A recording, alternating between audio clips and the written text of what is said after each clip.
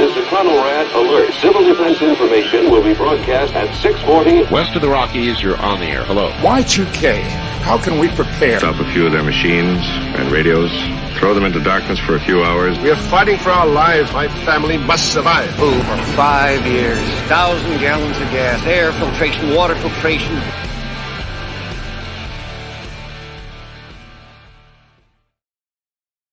Coming at you from the frozen tundra that is East Central Alberta, Canada. Streaming live on YouTube, Facebook, Twitter, Twitch, Rumble, and Odyssey. Welcome back to the workshop where we create community, find freedom, promote preparedness, and share success. I am Toolman Tim. Today is the first damn day of spring, which is March 19th, 2024.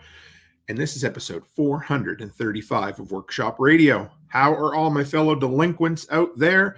Truth be told, I kind of lied in my intro. We are not in the frozen tundra of East Central Alberta. We are in the slightly less frozen tundra that is northern North Dakota. Coming from Minot, North Dakota on the first day of a 56-day road trip. It's not going to be a sprint. It's going to be a marathon, folks. And in just a minute, we are going to bring on two of my good buddies from the Midwest Preparedness Project. But before we do, just got to thank our sponsors. That is Joel Riles of Fortress K9. He has the Protection Dog podcast. He's in the midst of making a huge move, making his entire company, his business, so much better off. It is going to be exciting. I'm excited. So if you want a certain way of being told how to do something with a smile on his face, but he will tell you exactly how it is, give Joel a listen and we will go from there. Okay. With that, we are going to bring on my good buddies. Hang on here. Patrick and Bobby, or Spaggs. How are you guys? How's it going tonight, man? Good. Absolutely great. I was started my morning at 4. My audio coming through okay? No, keep going. Oh, yeah. 4 in the morning. I got going 4 in the morning today and got to the hotel, sat down for 5 minutes, fell sound asleep like the old man I am. So there you go. Oh. Where did you say you're at? I'm in North Dakota. Where in North Dakota? Minot, North Dakota. March 27th, 1979. Guess who was born in Minot, North Dakota at the Air Force Base? Really? This guy. I was born where you're at right now, bro. Dude, that is cool. Right on. Did you see tiling, lead paint, U.S. Air Force, 1970s? That's where I was born. Did you say March 27th? Yeah, I'll be 45 in a few days. Your birthday is one day. I'm March 26, 81. What?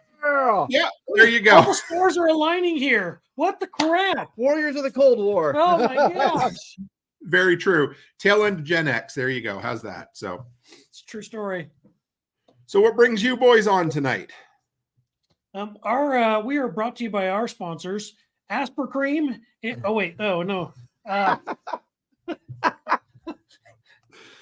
Oh, Nowhere Homesteady, one of our sponsors of the Midwest Preparedness Project, and our man in the chair in the studio. Go find Nowhere Homesteady on YouTube. Bullets yes, in we do have house. There is a third man behind you guys that we can't see right at the moment, right? I don't know. Is there?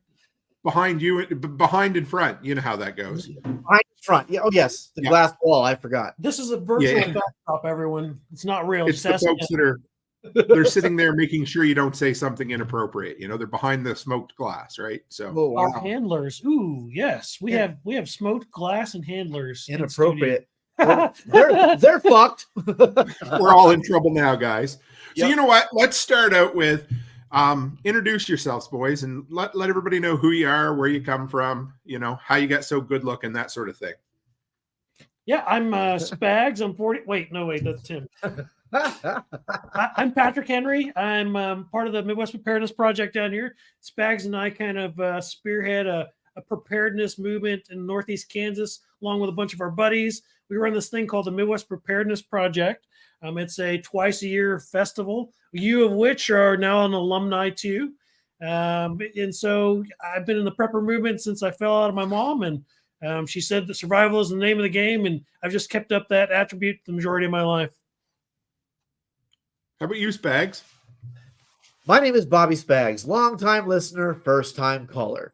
Hey, folks, I'm right seat, left seat with Patrick from Midwest Preparedness Project. We're the crew that puts on this show. Well, we're the crew that does all the pain in the butt part. Everybody else gets the fun stuff. Folks like Christy with the Kids Project, Tag, and all the other folks. They get the fun stuff. We get to grind our fingers to the bone, and we wouldn't have it any other way. But that's what we do. We're here in the Midwest. We're in Kansas, right by Lawrence, and our show is coming up in May. I got to say, it's great to have you first-time caller, but could you please turn your radio down? Oh, we hot? Yeah. Oh, we're good. No, I'm just kidding. The old, the old. This is Roy D. Mercer Collins show. How big a boy are you? Please turn down your radio, folks. Yes. So, I want to pick your guys' brains a little bit about your kind of trip or your journey through preparedness. So, Pat, you said that you've been prepping since you fell out of your mama. What does that mean to you? What it means to me is my mom is a immigrant. She's a Filipino woman that came here from she escaped the Ferdinand Marcos regime. So my mom saw some horrors and atrocities that the majority of us can only envision in movies or through stuff that guys like this live through. And so I grew up on the tail of those stories where you could still see the horror in my mom's eyes as she's telling these horrific things that she lived through. And so as she imparted that to us kids, literally survival was the name of the game. That's what she drilled into us every day. So that's what I mean by that. So I've just kind of lived by that mantra the majority of my life, and it served me well. And you, Spaggs, where did because you don't just name something the Midwest preparedness, that sort of thing, right, without being into the whole idea of preparedness. And I've had you on before, but you know what? The show's grown a fair bit over the last while. So tell us a little bit about kind of your journey from 1979 Minot to here we are. Yes, I am a product of the Cold War. I am Gen X, one of the last years of Gen X, greatest generation in American history, if you ask me. But yeah, I grew up in Europe. After I left North Dakota, I grew up in Germany for quite a few years after, being born there. And I remember watching the F-8s fly back from the east part of Germany with smoke trailing out of their engines because the Cold War wasn't nearly as cold as everybody thought it was. I remember the fall of the Berlin Wall. In fact, in my studio back at my house, I have a piece of the Berlin Wall. So I grew up in a military home, very right-wing, very Christian home with a lot of end times prophecy type mentality. So that was what framed me growing up. So I always knew that there was something coming, whatever that might be. And as time went on, I just kind of evolved into that preparedness ideology. And every job and everything I've ever done has kind of like lent its little bit to that narrative. Did you ever have Wednesday night movie nights at church and watch those old Thief in the Night films? Oh, you know it. Left Behind series, all that kind of stuff, the Illuminati books. There was these comic books from the 70s and 80s and I don't remember who put them out, but they were these Christian comic books that were all part of the Satanic Panic. And they were the whole thing, razor blades and apples and Halloween. And great. They were hilarious, but they scared the shit out of you as a kid. You were like, oh my God, people are poisoning Halloween candy. It's the devil's, and all this sort of stuff. But yeah, all of that stuff I grew up with. That messed us all up just a little bit. Look at that. I'd forgot about. Do you remember Chick Tracks? Yep. Anybody? My Chick Tracks. Yes. Chick Tracks. And for those who don't know, they were kind of like, I guess they were like black and white comics that were like, you're going to die and go to hell almost instantly for no matter what you do. They would be handed. You would go into bathrooms and people would just leave them by the urinals, or like the fake $1 million bills. Do you remember? Anyway. Oh yeah. So, hopefully we've all come to a more. Hopefully we've all come to a more robust understanding of the world compared to that early, fire and brimstone evangelical days. But I think there's a big portion of preppers today who kind of cut their teeth on obsession with the end of the world from the Book of Revelation, Daniel, and the rest of it. Sure. I mean, let's not mince words here. Everybody here cut their teeth with some Alex Jones. Every one of us watched an Alex Jones video in the late 90s, early 2000s, mid 2000s, and every one of us were like, ooh, maybe he's a little right. I'm still not sure that birds aren't real and frogs are gay. Yeah, exactly. Well, you know what they say? They say that a broken clock or a stop clock is right twice a day. So even if they're wrong, there's usually some grains of truth in there, right? Yeah. Yep. Everybody's a little right. No one has a corner on truth, but the truth is there. And if you put all the viewpoints together, at some point you're going to find some pretty neat stuff. I've met some people that are a little right, and I've met some people that are a lot left, and I try to live in the center, but I don't know how good I'm doing. So there you go. So you guys have put together this incredible event that I just happened to have the honor of speaking at and being on a panel at last year. So tell us a little bit about the history behind this too, because I'm a sucker for finding out how events get built. And, I love things that have a legacy, and you guys have a fair bit of a legacy with this. Yeah. So it's very fascinating how it all kind of came to be. This started the better part of a decade ago with some old BBS boards. There was a group of guys that would get on some old BBS boards and communicated on like the survivalist group thread that started this camp out. And to be truthful, I don't think there's maybe 3 guys left of that original camp out. So Tag, who you remember from the campouts. So Tag from Life Done Free. Chief, who's a part of our staff, Les, and then myself. I think we're the last 3 of the old guard that originally started these campouts way back in, I think, 2010, 2011, somewhere right in there is when we first started doing these things. So it's been going on for a hot minute, and we inherited the legacy. And Spaggs came on a few years back and started slumming with the rest of us Northeast Kansas kids. And next thing you know, we've got Kyle in the studio, and we're hanging out with delinquents like yourself. And so now you guys do this twice a year?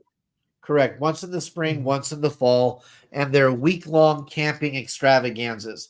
Most of the prepping and homesteading shows out there are these big, massive, a lot of money to get in, lots of classes, a very topic-heavy agenda and a topic-heavy schedule. Very heavy driven. There's lots of stuff. There's no room to sit and relax at a lot of these shows. Ours is completely different. We don't charge you to get in. It's a week long. You can set up on Tuesday and camp all the way until Sunday morning. And the main events don't start until Thursday afternoon. And we then put all the events through Thursday, Friday, and Saturday. And we only do 3 classes or 3 events a day in the first part of the day. And then we have dinner. And then we have a couple of events after dinner that are more fellowship-based, more communal, more interactive for the crowds to engage in. Yeah. And you don't even start that early in the morning compared to some events. Oh God, no! You're in a tent, for Christ's sake, or an RV. You're going to be a little sore when you wake up, especially all of us who are in the 40s plus category. You got to let people get their coffee and their bacon and eggs and get ready for the day. Well, some of the kid stuff happens early, Tim. Like they'll do some of the stuff like before us old fogies get up and like stretch out and do all that. But there is some stuff that happens early. But that's the core of that faith, family, fellowship mantra that we beat in the ground. Because with that, we can use those different avenues to do those things. Where we've got like Christy, like he mentioned earlier, is taking the kids off on a nature walk at 9 o'clock in the morning while we're still drinking coffee and pretending that we're cool. Yep. When Spaggs, when you first reached out and you're like, hey, I'd like you to come, and you kind of told me how it worked, it was so antithetical to any other event I had been to. And sure. I knew you had been doing this for a while, so obviously it was successful. But in my head, I couldn't quite wrap around exactly what it was. Like, I got it. I was like, okay, it's a week-long camp. It doesn't cost anything, and it's not scheduled right to there's a schedule. But it's not like every 15 minutes, there's 7 different events going on like a lot of other events I've gone to. Then right. I show up and I'm like, dude, this is like one great big family. We're all just, hanging out, chilling. The kids are running around doing what kids do. And so you guys have built kind of a community around this entire thing at this point, have you? Yes. There are multiple preparedness organizations, groups, projects that all come together to put this thing together.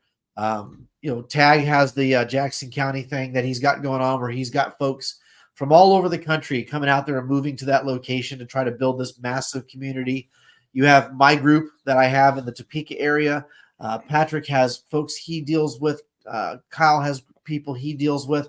And there are all these different preparedness groups that have been forming for years in Kansas.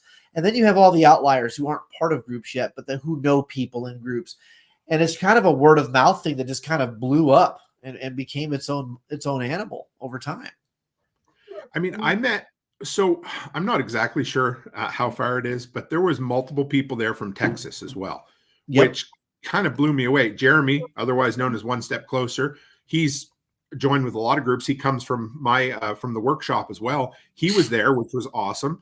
And I met the Crunchy Mama Farms, I think was their name. Yeah, Crunchy Acre Farms. Yeah, Crunchy Mama Farms. Yeah, yep. They were from Texas too. Those guys were cool. Yeah, they were awesome. I was surprised at the broad palette of folks that I met at this event, because there was people there. Because when I go to all these different events, I try to collect interviews. I do in-person interviews with folks, and then I kind of release them throughout the year. And there was 3 or 4 people. I'm like, I don't think you're going to be at any other event. This is a great time to sit and pick your brain. Oh, sure. We had folks from New York City. We had folks from New Mexico, Texas, Wisconsin, you from Canada. I mean, we had the Appalachians. It's Midwest Preparedness because it started here, but it is drawing folks from around the country and even theoretically the Northern Hemisphere. Yeah. So you do May this year, and then September. September, yeah. I was pretty sure. I was like, no, it was September. That was a whirlwind trip, so I was trying to remember the dates for sure. But yeah. As I said, the camp out that you attended, the festival that you attended, the dude that won the farthest away gift was from New York. Yep. That particular time, he had traveled like 1,400 miles to be at crazy. The festival. Yeah, that is. You know what? That is absolutely mind blowing. Well, I went to every year at Prepper Camp in North Carolina. They have an award for the person that goes the furthest. And I mean, we're talking, I came from Canada, so it was like, 2,500 miles. I figured I got this wrapped up, and I'm going to put my hand up. And this lady, she's like, "Oh, I'm from Australia." I'm like, "Oh, have a nice day." Go back to Canada, eh? That's right. Oh yeah, she's a sweetheart. I know her now well. She's part of the community. And so you guys have kind of branched out to this, what is it called? The Great American Road Trip? Is that what it is? Or the Great American Preparedness Tour.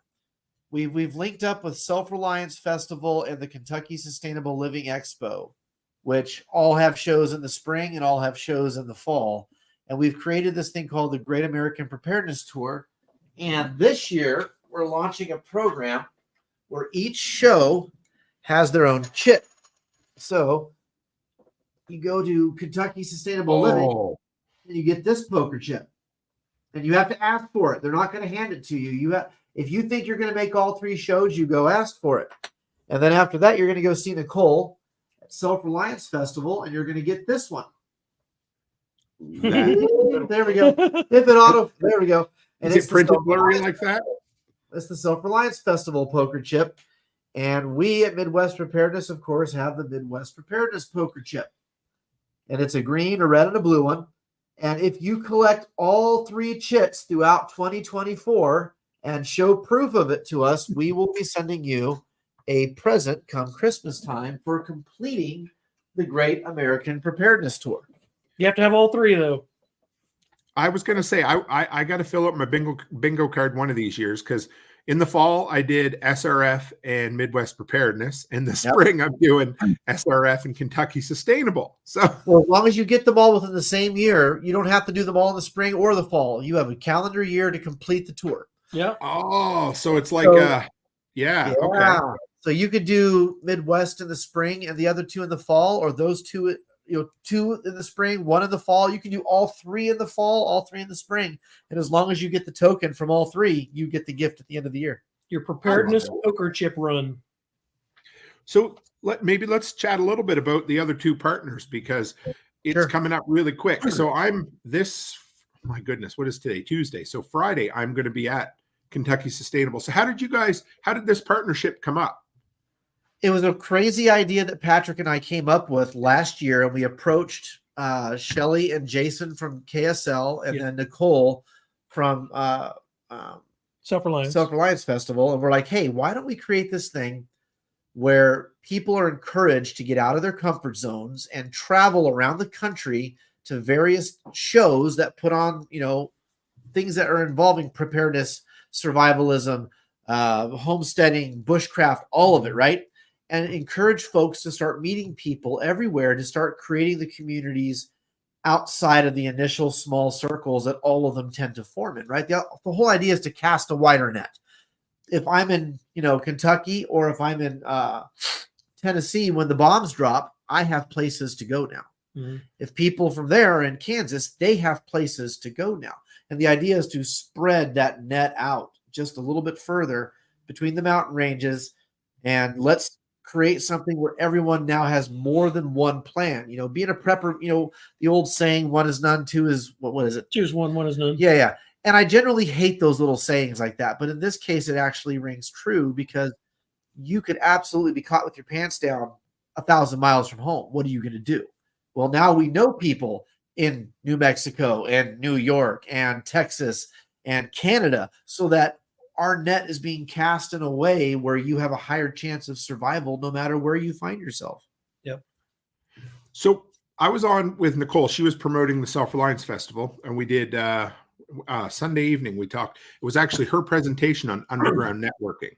Yeah. So we're talking kind of in a theoretical kind of, even when the shit does hit the fan, yep, it's a good thing to have a community. How about even in the everyday over the next few years? Why would having this community, or expanding into all of these communities, why is that a good idea for all of us as preppers?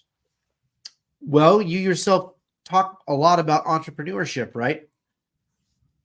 So now Chuck Peoples with tourniquets and other medical stuff, right? Several different, now know several people who do ham radio, who sell radios, who sell that stuff. EMP Shield, all these different companies and different folks who are coming up with these products in a much broader sense than you would have if you were only in one place. And it helps you to network for business, for entrepreneurship, to get out of the poverty mindset, as you're always talking about. I now know that I have people across the country I can send a quick text to. Mm. And I'm like, I've got this idea. What do you think of this? And we can collaborate and come up with something that betters all of our lives. Yeah, Tim, if you don't think for a second that after last year, I didn't have a long, hard talk with my wife about starting a home remodeling and daycare business, you're wrong, bro. Because, we considered all those things. Yeah. Because a buddy of mine told me that that's how you kill the poverty mindset. Absolutely. You know what? So yesterday, yesterday around 3:00, we were an hour and a half out of town for our final inspection for our latest daycare that we're opening. So we actually, this has been 6 months of balls to the wall work, getting that ready for the final licensing inspection. So that was yesterday. Come home, hit the road this morning for this trip. So this is actually going to be a bit of a break, but thank you.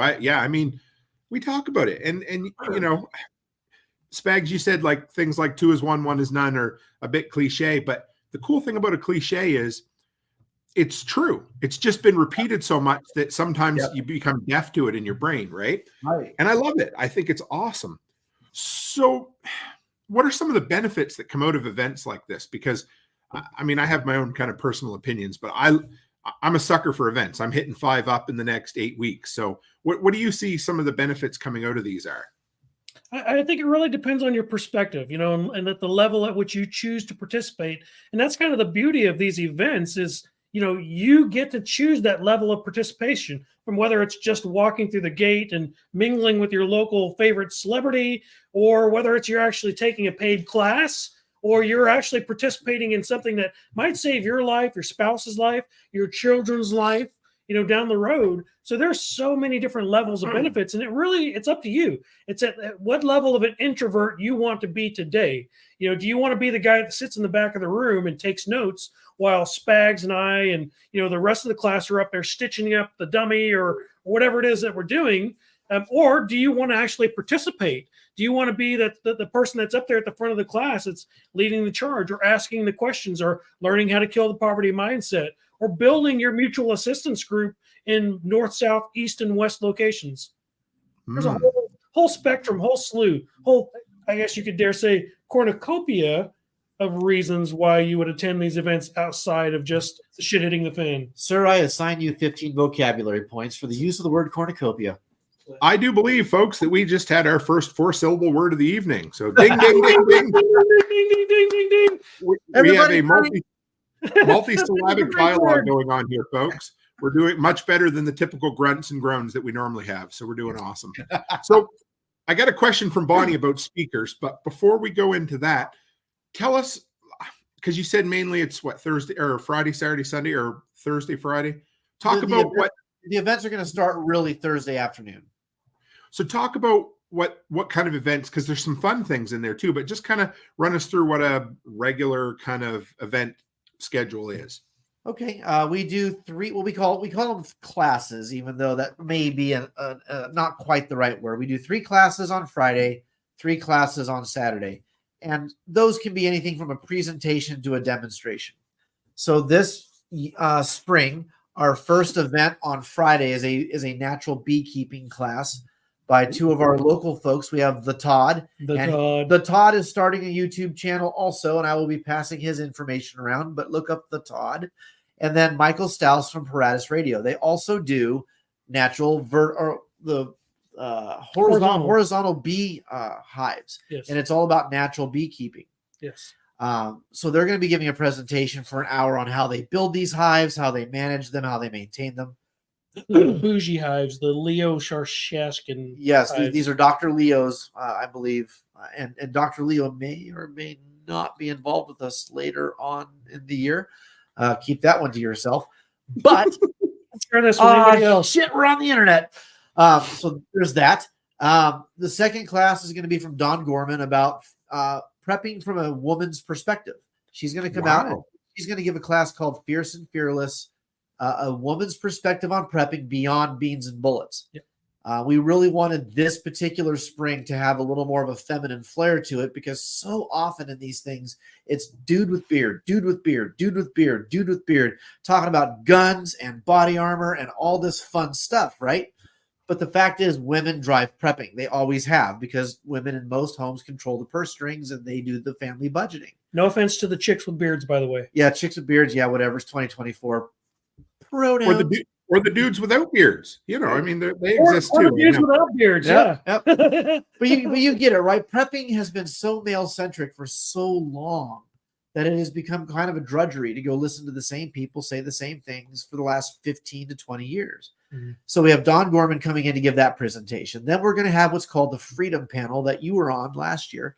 The Freedom Panel is led by Tag from Life Done Free, and several of the panelists, along with Patrick Henry and myself, will be up there, and the crowd will get to directly interact with us, ask questions, put us on the spot, test our knowledge, whatever they want to do.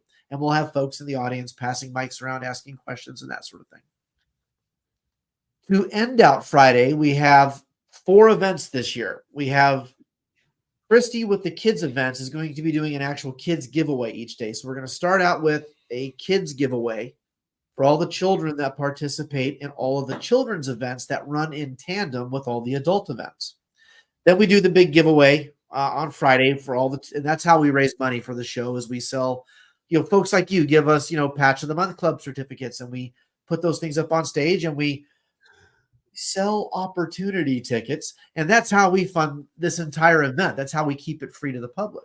So we have the giveaway. Then after that, we have Grumpy's Seed Exchange, and everybody knows Grumpy Acres Farms. They're another YouTube channel. Go check them out. In fact, they're live, I think, right now at the same time we are. Fellow Northeast Kansas. They're up part of the Jackson County project. And they do a seed exchange, which is a complete barter-only system where you can trade seeds, starts, and trees.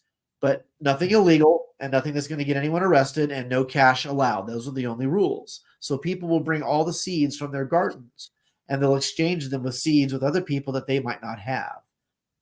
Then after that, we have a thing called Preppers After Dark, where Patrick leads us all in a round of Dubroll, which is Without the Rule of Law, the card game. Brought to you by Practical Survival, J.D. Dutra, and Southern Prepper 1. They were the ones who came up with this game.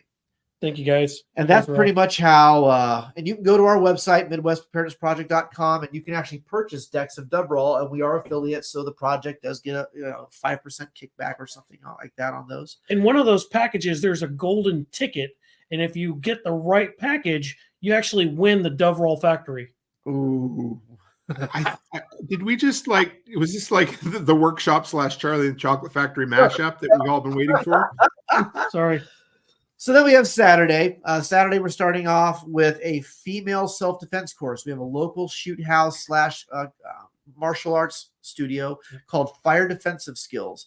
And they did this last spring where they get guys in red man suits and all the women get to come out and just beat the shit out of these dudes. And they teach these women how to defend themselves against bigger guys and folks who might be coming at them with mischievous ends, right? I was surprised at how many women had never kicked a man in the nuts before. And they all got to. They all got to beat the hell out of these guys. And it was awesome to watch. We have quite a few pictures out there on social media of these women just mauling these guys into the ground. It was a fantastic time. Yeah. After that, Nicole Sauce is going to be coming out. She's going to be giving her class. And again, it's kind of female oriented, even though it applies to everybody. And it's about you can do it alone. It's, I think, going to be a class that gets into how to pick the proper partners to build homesteads with, and it doesn't always have to be a married couple. So it's going to be from that perspective, which is going to be a little bit different. We haven't heard that narrative before. Yep.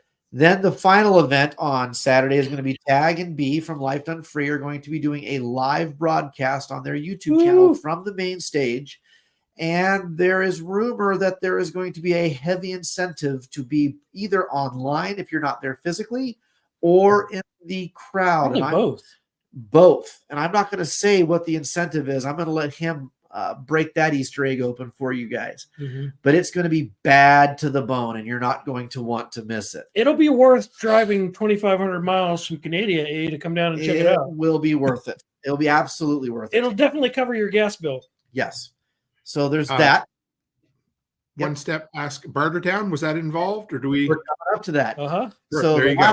The last 4 events on Saturday, we have the communal potluck that we do every Saturday. So bring your penicillin and your ivermectin and get ready to eat everybody else's cooking at a campsite. You know how that works. I do pulled pork just for everybody that's out there, and it's phenomenal. It is badass. I eat it every time. But we have a big communal potluck after the main event on Saturday. When that starts to wrap up, again, Christy's going to do another kids giveaway for Saturday, and we're going to do our final main giveaway with all the things that our sponsors gave us. And immediately following that giveaway, we go into what's called Bartertown. And this is really the cornerstone event of the entire week. And you've witnessed this firsthand. Again, 2 rules: nothing that will get anyone arrested, and no cash. And everybody takes these card tables and these 8-foot folding tables out of their trucks and throws all their extra stuff. And it becomes this giant prepper and homesteading bazaar where folks are going around, well, I've got this and you've got that. We've had kids cook s'mores over the campfire and bring it up there and say, I want to trade this for your box of 9mm ammunition, whatever, right? So it is a complete post-apocalyptic exercise in how to engage in the gray state and the alternative economy after the dollar collapses. That's awesome. I ended up missing Bartertown and the potluck because I had Becky was flying in. Yeah, I did. Yeah, I left just before dark on Saturday, and I was disappointed. I did manage to get some 10th ounce silver from a gentleman who was playing his wares there for a bit. So I bought 10 of those, which was cool because they're hard to come by, and it's that would have been Tom Murray from Preppers or from Tom's Prepper Hub. Yeah, another big sponsor of ours. Yeah. Yep. That dude it reminded me of when you're a kid going into I don't even know, like a thrift store almost, but it was all yeah. He had everything. It's the type of thing that you'll be driving. We stopped in coming home somewhere in South Dakota, complete middle of nowhere. You go in and there's this place. It's like a convenience store, a shut down restaurant, and it has everything else for sale. And that's what he reminded me of, except his stuff was really good. Yes, same. Tom's got one of those displays. Like every time I walk by Vendor Row, I walk by Tom's and I go, oh, hey, look at that. Oh, hey, I'll be back. Let me go get some silver. Here's a hint. He donated 4 ounces of silver for the giveaway this year. So there are 4 1-ounce silver coins I'm going to have to give away. Somebody's going to take home some coin. Yep. Nice. Oh, I love it. Yeah. I brought a bunch of Canadian silver with me this time to barter or sell at all my events that I'm heading to. So I'm quite excited. I got, I don't know, somewhere, I don't know how many, in $300 or $400 worth of old junk Canadian silver that looks really nice. So hopefully some people take me up on it. Nice. So what are at the end of one of these events, how do you deem it a success? What coming out of the end of it, after you've kind of, washed your hair, dipped your face in cold water, had 3 days to sleep, how do you define an event as a success? So we all get together at the end and we burn this giant effigy of this wooden figure we built prior to. Effigy? Oh, wait. Effigy? Yeah. I rescind your former vocabulary points. I'm trying to make it as non-bougie as I can. We built this big effigy. We're not talking about Burning Man here, are we, by chance? No, it's like it's a thing, that we build, and it's like made of wood. This effigy. It's like a giant man that you burn that isn't. Yeah. Is this a new tattoo right here that says effigy? It says no effigy. Oh, is that like a fig-free Fig Newton? No effigy? Yes. I don't know. Oh dear. It's So how really do you- hard to quantify and qualify, what made it successful. Other than for me sitting back and watching the people say, "Look what we did," or hearing the testimony from dudes like you that came to an event that had never been to one before, that had maybe a little reservation prior to showing up, or some type of expectation of what you thought you were going to find, but then were completely redirected once you got there and blown away. I mean, you tell me. From what you saw, was our event successful from your perspective? Oh, absolutely. I loved, and it's cool because every place has its own definition of what a successful event is. Some of the larger events I've gone to, their idea is 64 speakers over 3 days and every minute being booked, right? Which is awesome. That, if that's what you're there for, to learn, that's great. And what I got to see at your guys' event was a bunch of kids running around being kids, family being family. And it reminded me, again, go back to 1986, the Digby Wesleyan Church. We would go out and have Sunday school picnics, and we would play baseball, and we'd have a 3-legged race, and they'd have a peanut scramble, and then they would play softball on a hill because we didn't have a real field. And that's what it reminded me of, that the kind of community that most people don't get anymore. Yeah. We try to be very Norman Rockwell, I guess you could say, for a lack of a better word. When Patrick and I first decided we were going to take charge of this thing and turn it into what it's become, there was 70 to 80 people showing up regularly. Over the course of the 4 shows that we've done together, it's now 287 people, and we're anticipating close to 400 this spring.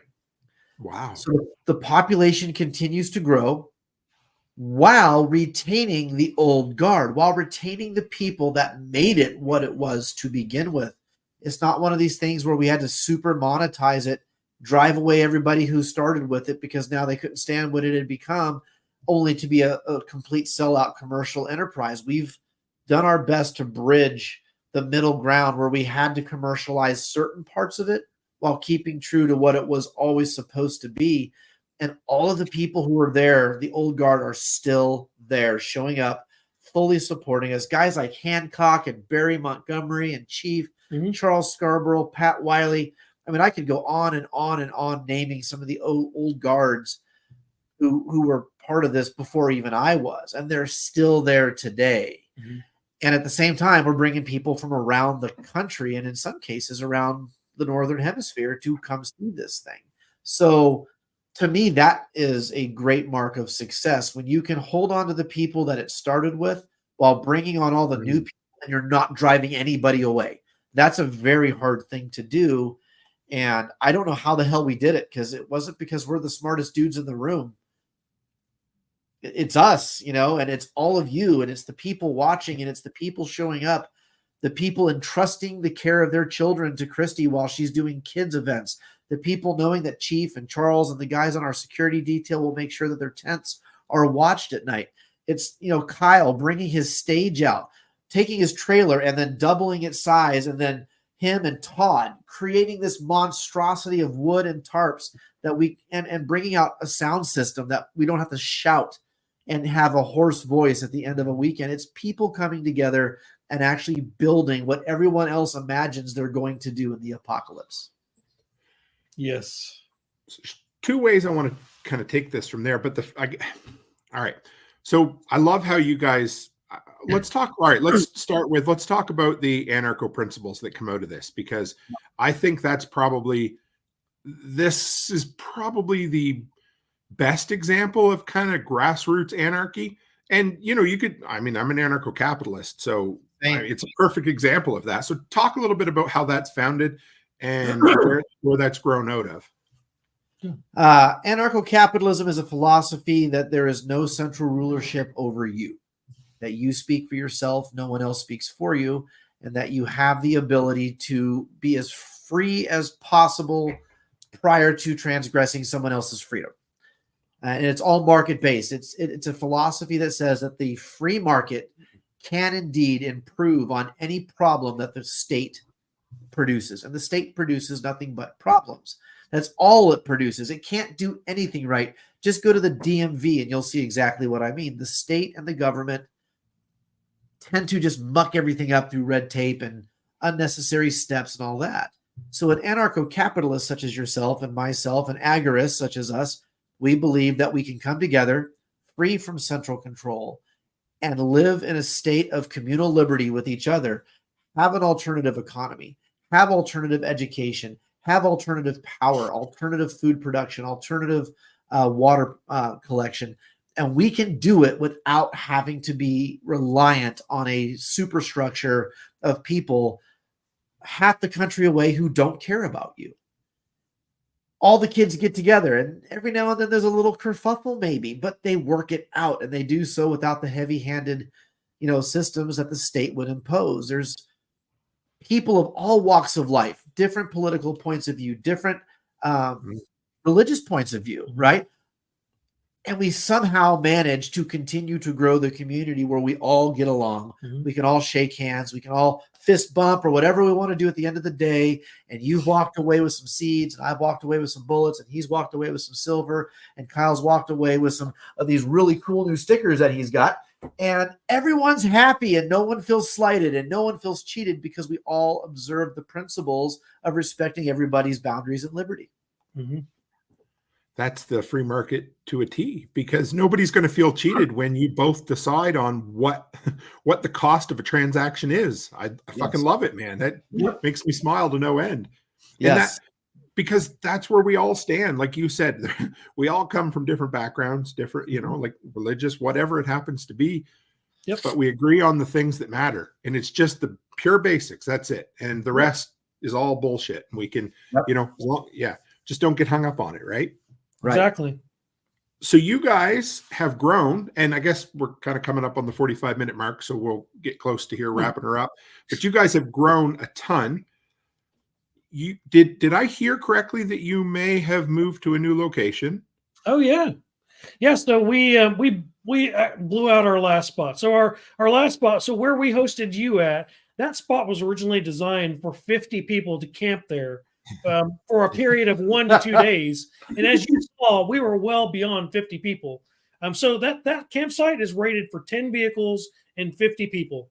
Wow. How that math works, I don't know. It's like 5 people per car, whatever. But it's anyways, it's government. So this new campsite we're at, we had to move a little bit. What are we? Probably 20 minutes, 30 minutes? 25 to 30 minutes south of where we were. We're at Clinton Lake now versus Perry Lake. Just outside of Lawrence, Kansas now. We're at another private campsite. This thing is a phenomenal campsite. I mean, it's like a little Boy Scout, kind of retreat. There's 20 plus gravel RV pads with, nice little campfires, campfire rings and lantern hooks. Yeah. So like there's a full working shower house. We have a playground. We have electricity out there. We have water out there. It's a complete upgrade. Plus, we have a parking lot and plenty of room for parking. I think this campground can handle up to around 500 people, and we're probably going to break it at the spring camp out. Yep. Dude, that is awesome. 500 people camping at one time. It literally is like a like a weird, smelly Burning Man after 3 or 4 days. But people are nice. Anyway, no. Please bring Bartertown. Yes, that's all. Shower facilities at this one or no?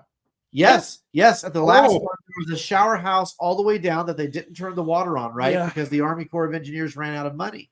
Where we're at now has a shower house. A male side, a female side is 4 showers per each. There's urinals and poopers on both. Well, urinals on just the male side, I guess. But yeah, way bigger facilities than last time. Plus a full playground for the kids to play on. The lake is like 40 yards down from where we're going to be at. The pavilion that we normally run Bartertown, the seed exchange and all that stuff from, has power. It has water. We're going to have food vendors out there. Actual vendor row now. So all the vendors are going to be in a line. We're going to be able to have security watch the business part of it between the vendors and the main stage. And then the camping ground is going to be completely over here. And it's going to be awesome. So, okay. I want you guys to plug your stuff, but we just had a question in the audience that I think we should address. Sure. So, Spaggs, you can, or whatever. So, pixel updates.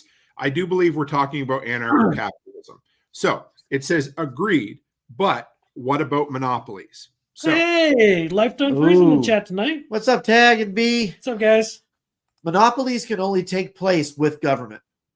When you have corporate structures where government protects them from their own failures, that's how you get monopolies. Those words are legal words. The word monopoly came out of the antitrust laws from Theodore Roosevelt. All of that only exists with government protecting their favorites and picking winners and losers. You don't get monopolies when you have different tribes and clans bartering with each other. There's no structure in place to oust everybody else through the means of things like taxation or regulation or whatever. There's no corporate lobbying in a system of anarcho-capitalism. So you don't have the ability to create a monopoly at all because, well, people have pitchforks and torches and they will come after you if you threaten their livelihood. It's a completely different world. It's the same idea of when you start to realize, I mean, I'm going to use an example here, but like the market, right? You look at the stock market or the price of silver or gold, you think, okay, somebody's setting that, but they're not. It's like a live thing, right? It's completely based on this guy is willing to pay this much for gold at this exact instant, and this guy is willing to sell it to him at this instant, and it goes up and it goes down and it goes back and it goes forth. And when the price gets too high, people stop buying. And when somebody has a monopoly, folks stop buying from that monopoly because they don't want to respect it. And you don't have backdoor deals like the government makes all the time. So, for instance, go back to the big bank collapse a few years ago when the government's like, hey, automotive industry, here's some money, keep going, right? That shit doesn't happen because companies that have monopoly, just look at the oil industry up here in Canada, or I'm in North Dakota, same thing. When you have a few companies controlling everything, you see, you got me going. They just spend and spend and spend, and eventually it becomes untenable and they fall over. But you keep getting propped up and propped up and propped up. Again, that's where monopolies come from. So hope we didn't jump on you, Pixel, but that's where we come from because monopolies can't exist in a completely free market system. It's just not possible. Right. There's no bailouts. There's no such thing as bankruptcy without the state. Bankruptcy is a state-driven thing. Right. No one's there to bail you out or to forgive your bad decision-making in a free market. You fail. You're supposed to. And your failure creates a void that somebody will necessarily fill because they want to make money. Yeah. Right. I mean, the government is still using the same space shuttle today that it was using in the 70s. They're still using the same Bluebird school buses that they were using in the 70s. But are you still talking on the same phone you were in 1994? Why? Because the free market, the actual non-government free market, has incentive to improve their products, to make them better, to make them quicker, to make them more robust. And the only reason that the corruption is there with things like planned obsolescence is because they know the government will bail them out every time they fail.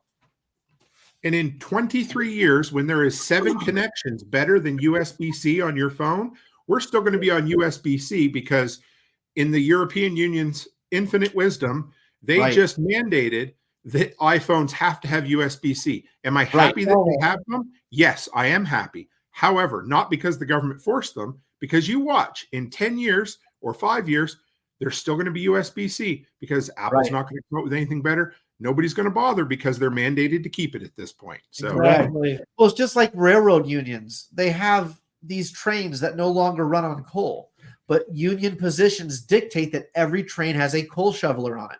Somebody is filling the position on a train in the United States right now to be a coal shoveler on a train that doesn't run on coal because the union dictates it. Are you serious? I am absolutely serious. Go look it up.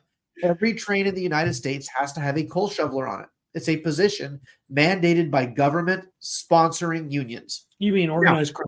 Organized crime, yes. Now, here's the thing. I don't dig unions. I'm not pro-union or against unions. But in a free market, unions could exist if they wanted to for the protection of employees. The problem is that they've just become another, what do you got? The three-legged stool, big business, union, and government, and all three are just trying to hold this system up. And it's this great big balancing act of, somebody from Cirque du Soleil standing up on top, spinning plates around. Oh, it's a mess. So, if there was no government to lobby, unions would actually do their jobs instead of just collecting money for the DNC. Right. In theory, yes. That's the whole point. And folks would be rewarded based on performance, not based on tenure as well. So there you go. Yep. Yes. Oh, boy. All right, guys. Oh, here we go. Pixel says, I think these are good points. However, I'm out in a very rural area, and I do see monopolization. And, hey, with the barter system between farmers, one guy will have hay, and everyone is beholden to him. But there's no government to stop somebody else from starting hay. Right. There's nobody to tell you no. There's no one to stop competition. Or moving somewhere else. Yeah, and we're not trying to shit on you, Pixel, because here's the thing. All of modern society's understanding of free market is 100% colored through the lens of whatever this crony capitalism / I don't even know what you want to call what we have today. So corporatism. Corporatism. It's almost like a retread of Nazism, except, anyway, it's fascism. Fascism. That's the word I was looking for. Thank you. There's your another $3 word this evening. But that's really what it is. And so for us to even envision what a free market would look like, I don't even know. I mean, we can only do it philosophically, and esoterically, because we've never seen it. Yep. All right, boys, tell us how they can find you, how they can throw money at you, how they can come to your event, how they can support the hell out of you, because you are brothers, and I love you, and I want to make sure people know all about it. So first and foremost, as much as I hate to say it, shameless plug, like and subscribe to our YouTube content. Although it doesn't monetize us today, you can go to our website, buy a t-shirt, support the festival. You can show up to the festival and buy giveaway tickets, opportunity tickets for our really cool things that we can't talk about because Spaggs will smack me if I let the cat out of the bag too early. You can donate directly on our website, or you can go to Fund Spaggs and Patrick's retirementaccount.com. My account number is 5. Never mind. Retirement. I will never see that. I know. What is retirement anyway? Yeah. Oh my God! My colonial pen and my life pendant. Here's a gold watch. Now get out. All I'm going to say is that if you're living life the way you should, and if you're living an anarcho life, retirement should look just like regular life for the most part. Because that's really what it comes down to. Maybe with a little, that it is what it is. But I put what do we any Spaggs NFTs. Oh yeah. Oh, there is actually a Spaggs NFT. This is a joke, but it's not a joke. So when Spaggs and I, we're a couple of amateurs, right? We built this website, www.midwestpreparednessproject.com. We put a shop in there. One of the very first things I made was a Spaggs NFT, and I had it listed on the website for $1. and Spaggs and I and we got into a fight with PayPal over it. Yeah, man. They thought we were really selling an NFT. Yeah. And all we were doing was doing the thing where you had to do your one transaction for a penny to set the account up. So we just created the NFT for fun. Mistake. Don't mess with PayPal, man. They are the Antichrist. They waged war with us for a freaking dollar, man. Like a $1 transaction over his NFT. And you can have YouTubers that sell hundreds of millions of dollars of NFTs and then run away and nobody bothers. Oh my God.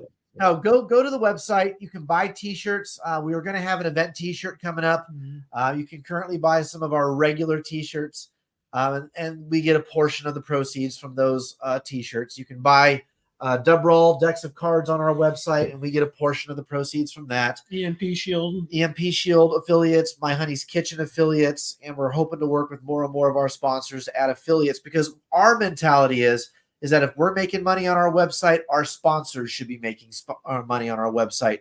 So you go to EMP Shield, My Honey's Kitchen, dub roll, any of these places, they're going to get money. We're going to get money, and we're all part of the same community, so it all rises together. Yep. And to a Pixel's point, none of us are trying to claim a monopoly on any of this. We're all just one small cog in this giant prepperverse, and we're hoping to be a force for good instead of this same old that you're used to. Yeah, amen. I appreciate you, brothers. This was a lot of fun.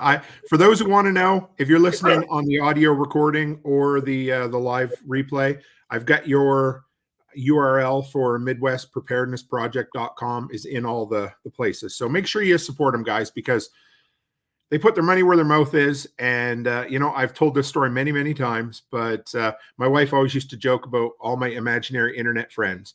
And now she's gradually getting to see that they're real people whom, I didn't disappear when I went to the event. So they're really good shit. So give them some support, guys, because this is what it's about. It's about becoming uncomfortable a little bit, to go out of your way, to go to a new event that you've never been to meet people you've never met, and to make connections for life that you never expected. So with that, folks, as always, stay happy, stay healthy, and have a great week.